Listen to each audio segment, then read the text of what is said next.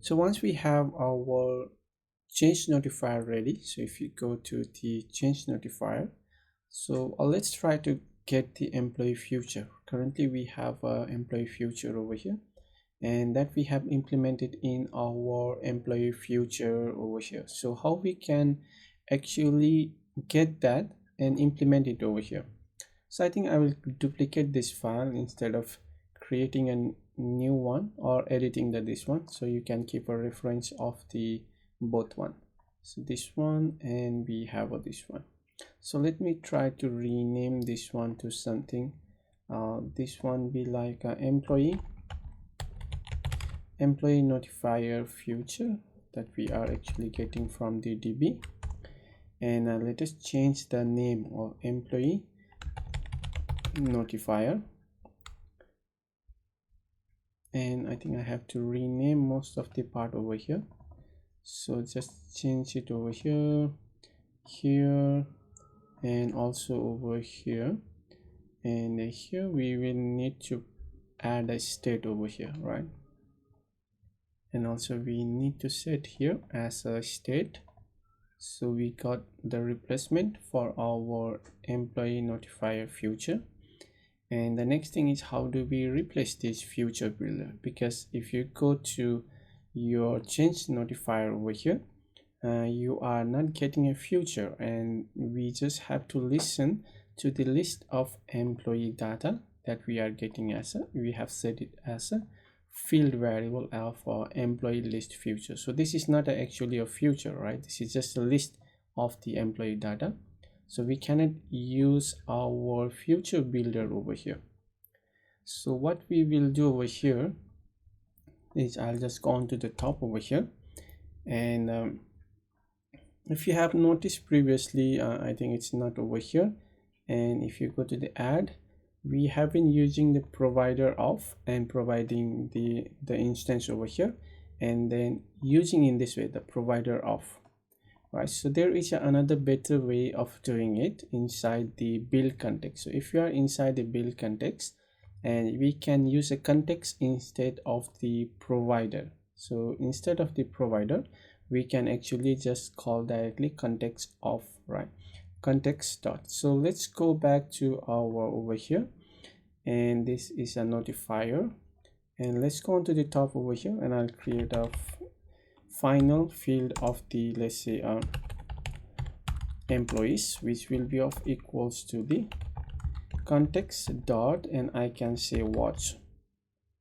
Why watch? Because we want to watch this, we want to watch the change over here. So whatever we want to watch this one and listen it, right? So we want to watch it, and whenever this one change, we want to rebuild our UI.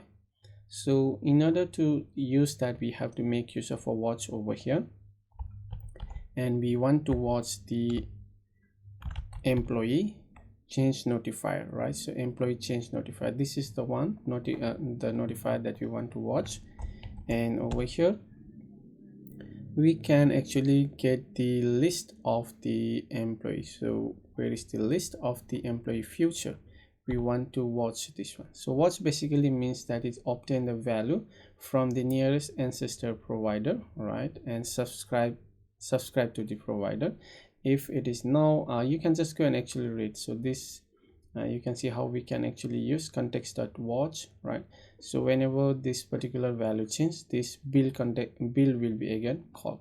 So whenever things change on this, right, it will rebuild our widget. So you can actually go and log something over here, like let's say debug print over here, and this debug print we will just call like build context, and just paste it over here, so we know that this build context has been called. So once we have the employee over here, what we will do is we will replace this one, right? So we don't need this one over here, and we will just remove, I think, all of this from here. So we will just provide the list directly over here. So we are not going to use all of this, just call the list view builder. And yeah, I think all of this is not required here. Remove this one, and this is not required. Okay, I think that should be fine. And we have some more, and I think this is here.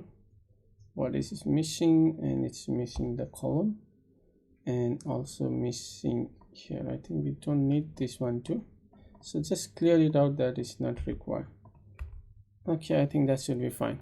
So once we have this, right, so we got all of those requirement, and now if we need to call this particular over here. So if I go to the main, and I think it is not in the main, so it is the home screen, right? So we need to pass here employee notifier future screen, right? So I need to provide this, and let me run my application, run without debugging.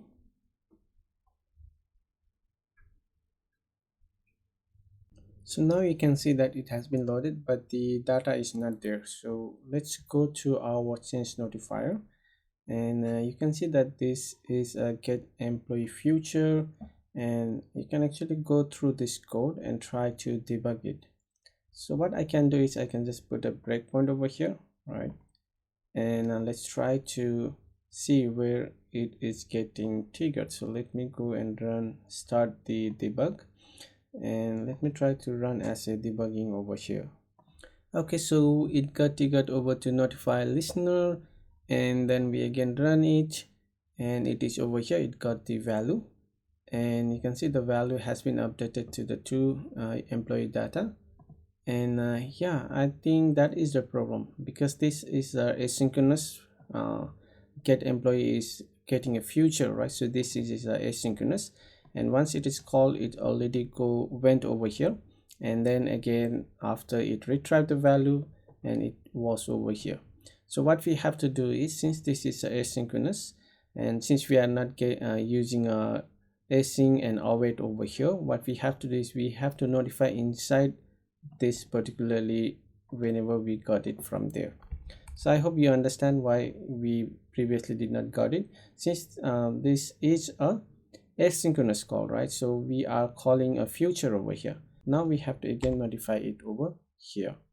That should fix our issue, right? So just paste it over here and just run it one more time, and we got it over here. And yeah, now you can see that we got our data. So the next thing that you have to do over here is to implement the same thing over our stream. So that is your homework or the assignment, and try to do it. And we still have some of the other things that we can still do it better over here, and in our employee notifier future. And let's do it on the next one. But your assignment will be to use a change notifier inside the stream first of all. So let's meet up in the next one. Till then, have a great day.